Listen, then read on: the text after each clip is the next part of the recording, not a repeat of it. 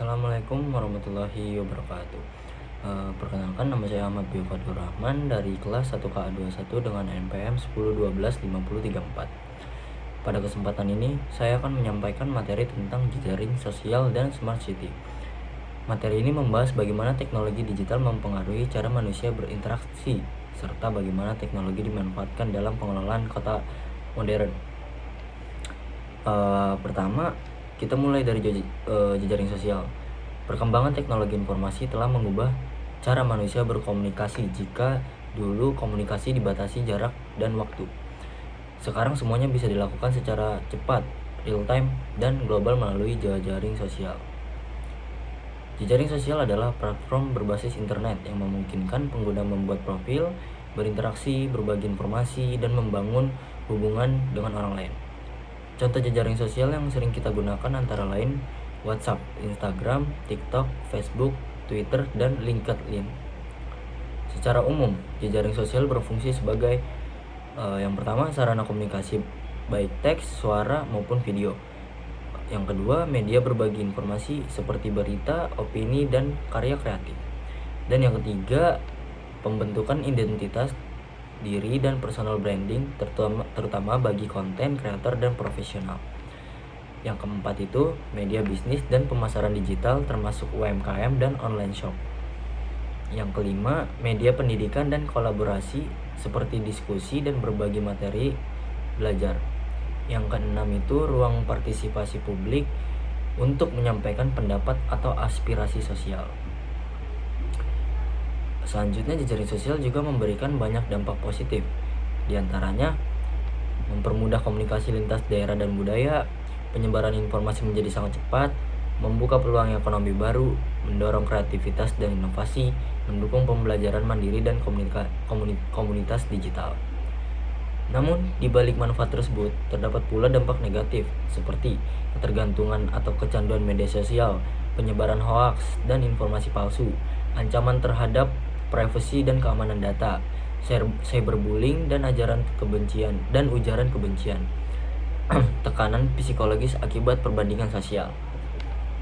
Oleh karena itu, pengguna jejaring sosial menghadapi beberapa tantangan, yaitu pertama, keamanan data dan privasi pengguna. Yang kedua, rendahnya literasi digital. Yang ketiga, lemahnya etika bermedia sosial. Yang keempat, regulasi yang belum sepenuhnya mengikuti perkembangan teknologi.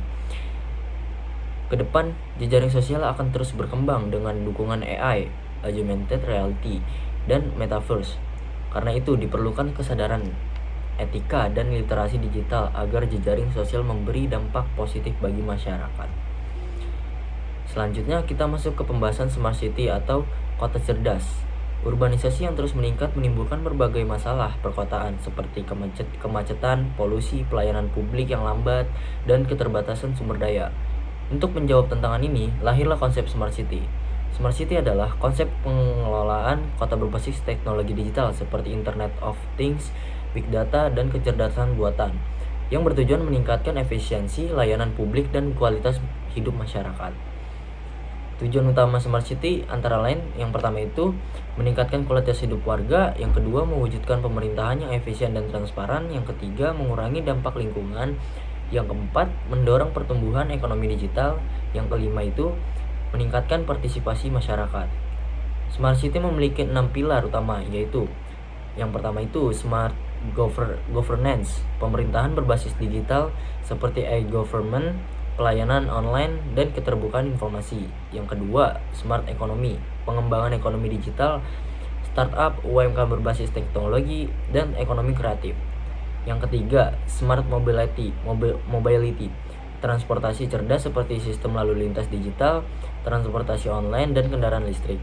Yang keempat, smart environment, pengelolaan lingkungan menggunakan teknologi seperti pengelolaan sampah digital dan pemantauan polusi. Yang kelima, smart people, masyarakat yang memiliki literasi digital, kreatif, dan aktif berpartisipasi. Yang keenam itu, smart living, peningkatan kualitas hidup melalui layanan kesehatan, pendidikan, dan keamanan berbasis teknologi. Manfaat penerapan smart city antara lain yang pertama itu pelayanan publik lebih cepat dan efisien. Yang kedua, transportasi lebih tertata, lingkungan yang Yang kedua, transportasi lebih tertata. Yang ketiga, lingkungan lebih bersih dan sehat. Yang keempat itu keamanan kota meningkat. Yang kelima, peluang ekonomi dan lapangan kerja baru. Yang keenam dan yang terakhir, partisipasi warga lebih mudah.